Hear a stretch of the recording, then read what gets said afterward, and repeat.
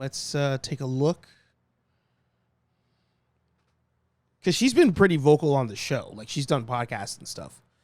YouTube. Does she have a X or an Instagram? So this person said, I hate this. Leslie Headland, the first woman to create a Star Wars series, tapped into something fresh and exciting in the fandom with season 1. And while I had my notes, she absolutely deserved a second season to let those ideas cook. We all lose with this. That is not true. That is not true. You know, how can I log in? Hang on. Let me log into X. I want to see what the consensus is on the show. So, yeah, that's pretty accurate. Finding out season 2 is canceled. Yeah. The fucking Mandalorian and Dumb Baby got 3 seasons and a movie, and you can't give the Acolyte you can't give the Acolyte one more final season. Interesting. Canceled. So you're telling me we all have to forget about one of the sickest Star Wars dark side users we've gotten in years. So I was thinking about this, and I did want to point it out. Hang on. Star Wars content been the same boring blaster pew pew media for years. Finally get a show diving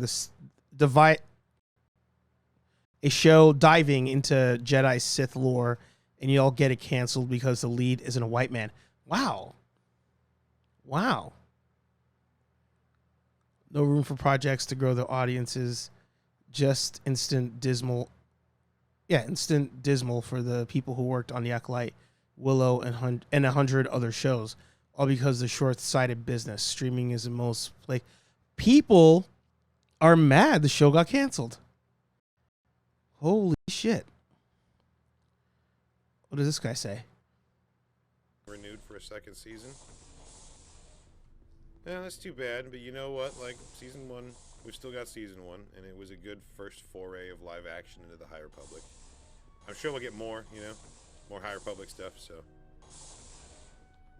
Who knows? Maybe even more stories about these characters. We're definitely going to get it continued in, like, novels and comics and things like that, because that's one of the cool things about Star Wars, right? To quote Leia, like, no one's ever really gone. Wow. Oh. Wow.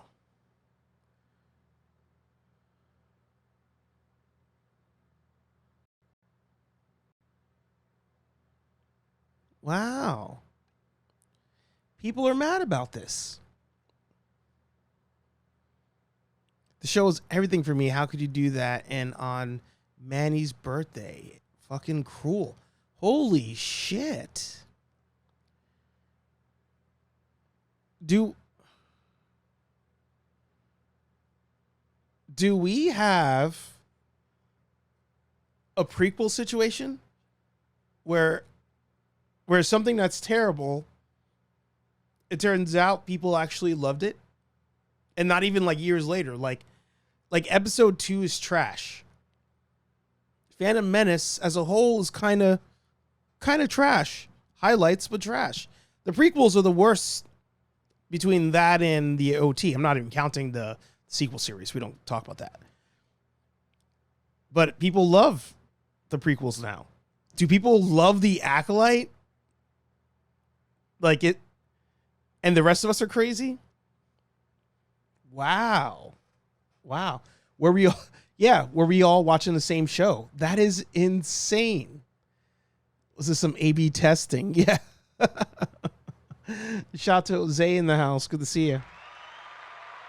Holy shit. Is there a way I can, like, let's see. That was just top. So now if I go to latest. How did I cancel the Acolyte when I was supposed to do now in my life? All disappointed, heartbreaking. They're a joke. How does something as bad as Acolyte ever happen in the first place? Okay. Disney won't give money to the widower because she signed up for a free Disney Plus trial. I find it highly ghetto they canceled it. That was a crazy story, by the way. I don't know if you guys saw that.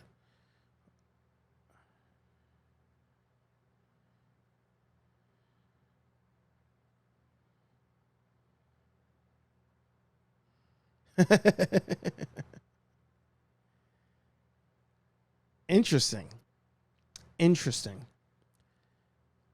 I mean, I don't think this is trolling. I don't think, because there's too many people doing this. You're catering to sexist and racist white men. What? Really bummed to not getting season 2. It took some big swings and I was here for it. I'm ready to see the story continue. It was fun while it lasted, but hey, we can't give up hope. Wow, people really like the show. This is insanity. This is absolute insanity. I was gonna say that the show might be canceled, right? But they can still, like have the Stranger have his own show or a movie. They could, I guess, OSHA. I don't know the sisters. I don't know the difference between the names. OSHA, whoever has her own story. It's not called the Acolyte. Like they can still do things, right? Even though the Acolyte's canceled, but it's a matter of, in my opinion, you'd have to get rid of Leslie, and the show stops. You can't just get rid of the show and keep Leslie. If you keep Leslie, she does other things. Then this is kind of dumb. This doesn't do anything. You might as well let her keep going with the show. But you got to dump Leslie, in my opinion, or you dump the writers of the show. In my opinion, I hate people. I don't want people to lose their jobs necessarily, but at the same time, you fucked up. You fucked up, Aaron. Yukon Phil in the house. Good to see you. There aren't enough dance emojis on the internet to express how happy I am about the news. I just don't know what this means overall. Wow, people like the show. And here's the thing. I was defending the show for record. I was defending the show against people who are like, this show is so much worse than everything else we've gotten. We've been getting a lot of shit. We've been getting a lot of trash. So I was defending the show because I was like, the show's trash, but everything else has been trash too. With some exceptions. We all know them. I don't have to repeat them. But this show gets canceled. But if Leslie's still here, if Kathleen's still here, I'm feeling like it doesn't do much. I'm feeling like it doesn't do much. This is crazy. Is there more? I stand by everything I said weeks ago. I don't know. They're a joke. We have no idea what they're doing. First of all, we saw that one already. At least we know everyone in the Acolyte is dead by the time the Phantom Menace rolls around. If you want to watch sci-fi shows created by a woman with bits of the Acolyte and Andor with quirky dialogue and a cool, fun vibe, check out Killjoys. First episode on YouTube, 5 season, 50 episodes. I don't know that one. I've been a Star Wars fan since I was 4 years old. The fans don't deserve Star Wars. They never deserve Star Wars. The Acolyte, Ahsoka, Solo, The Last Jedi, The Clone Wars, Phantom Menace, Return of the Jedi, and fuck Disney for pandering for vile people. Whoa. Wow. And nothing of value was lost. That's good. I like that one. You can be critical to the Acolyte and still recognize how important it was narratively, thematically, and creatively to Star Wars. Calling it woke and ignoring all nuance on the topic is rife with ignorance. Star Wars is going to hurt because of this. I don't think so.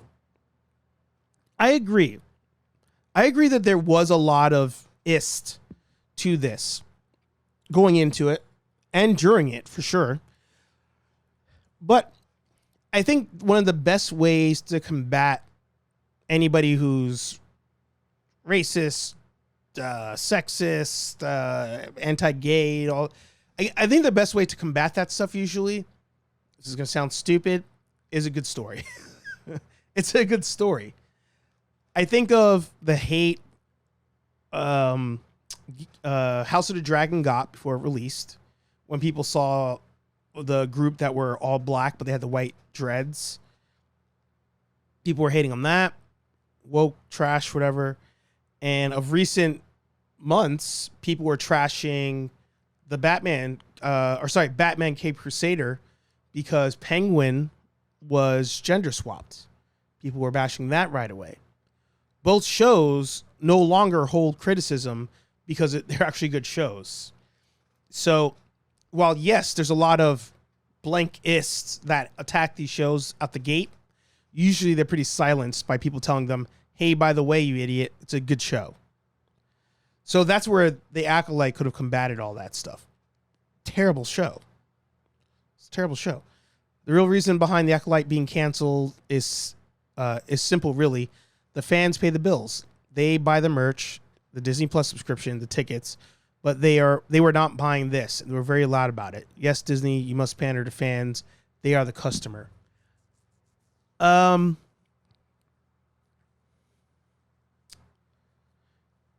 True in theory, but I don't think the hardcore fan that would cancel Disney Plus, I don't think there's enough of them to offset the casuals who keep Disney Plus. I'll say it again. I think this statement is true, right? So like Yukon Phil, you canceled your Disney Plus on this show. So like the statement's true. Fans talk with their money. So like Phil canceling his Disney Plus is him saying, I'm not buying this. I'm done with it, right? Which is fair. That's isn't that part of capitalism, right? You're selling as much as you could sell to whoever wants to buy it, and then if they're not buying it, then you're effed, but you have free reign to sell to as much as you want to. Like, that's kind of how this works. But with something like Disney, Star Wars is just one segment of Disney. And the hardcore fans are even a smaller segment of the overall Star Wars fan base. So I don't think there's enough people who said, this sucks, I'm canceling, to make a dent in Disney Plus, where they're like, whoa, something's wrong. Just gonna refill. Patrick says, Umbrella Academy, how Elliot Page had his transition handled on the show, thumbs up. Yeah. So, yes and no, in my opinion. In season 3, that's when Elliot transitioned. It was an off-screen transition.